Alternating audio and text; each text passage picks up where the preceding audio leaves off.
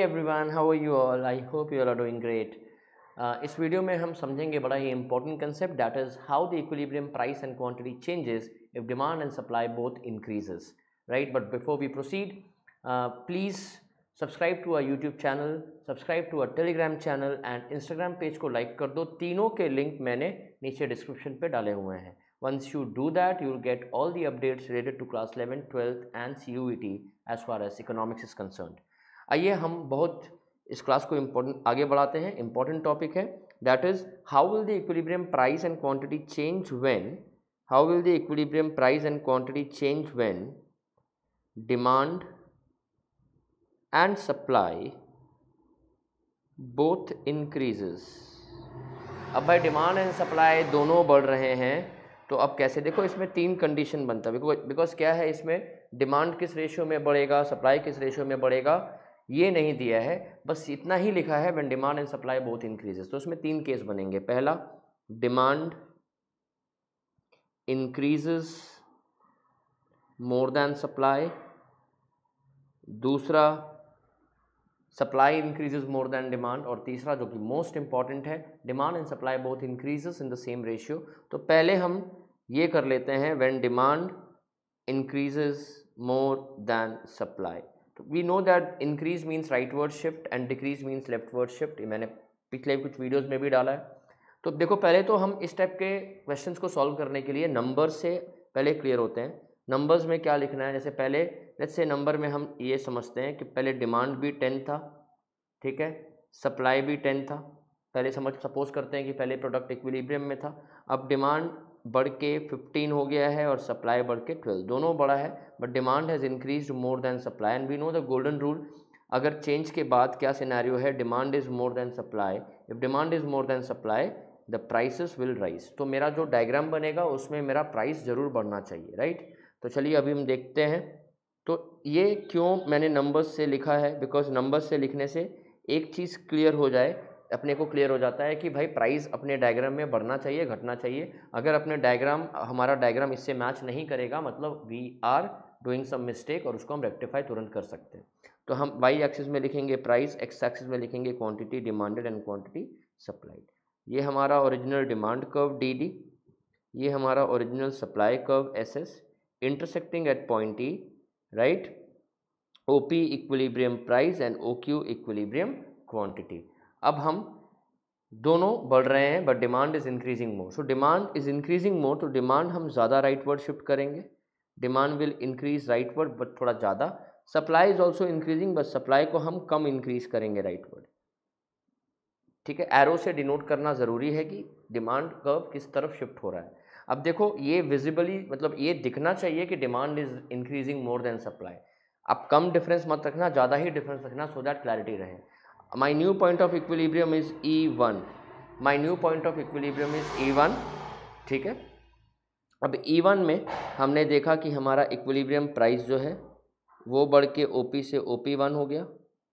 देखो, equilibrium price बढ़ना चाहिए था, यहाँ बढ़ा, एंड हमारा इक्विलिब्रियम क्वांटिटी भी बढ़ के OQ से OQ1 हो गया। तो when demand increases more than supply, we can clearly see that equilibrium price will also increase and equilibrium quantity will also increase, ठीक है? सो यहाँ पे ये पहला diagram clear. I hope everybody is clear with this. Now second condition is, our second condition is supply increases more than demand, supply increases more than demand. अब supply demand से ज़्यादा बढ़ा है, मतलब नंबर्स अगेन लिखते हैं। Supply demand भी 10 था, सप्लाई भी 10 था। अब डिमांड बढ़ के 12 हुआ, सप्लाई बढ़ के 15 हुआ। Supply has increase more, so after the change what is the scenario? Supply more than demand, and when supply is more than demand the prices will fall, ठीक है? तो अब डायग्राम बनाएंगे और हमें ध्यान में ये रहना चाहिए कि हमारे डायग्राम में प्राइस हमारा गिरेगा। तो ये हो गया एक्स एक्सिस, ये हो गया Y axis. This is my demand curve, this is my supply curve intersecting at point E, OP equilibrium price and OQ equilibrium quantity. Now यहाँ पे ध्यान ये देना है कि my demand is increasing less, so demand जो बढ़ेगा वो कम बढ़ेगा, so demand will shift to the right थोड़ा सा। supply याद रखना, increase means both will shift to the right. Demand curve and supply curve both will shift to the right. Decrease means both will shift to the left. And supply curve जो है वो ज़्यादा बढ़ेगा. तो ये आप देख रहे हो विजिबल डिफरेंस है. Supply is increasing more than demand. My new point of equilibrium is E1. यहाँ पे हम देखेंगे इक्विलिब्रियम प्राइस जो है हमारा वो कम हो रहा है और इक्विलिब्रियम क्वांटिटी जो है वो बढ़ा है. सो सिंस यहाँ पे प्राइस कम होना इंडिकेट कर रहा था, यहाँ पे प्राइस कम हुआ है, that means our diagram is correct. I hope this is clear. And the third case which is the most important case, third case में demand and supply both increases in the same ratio.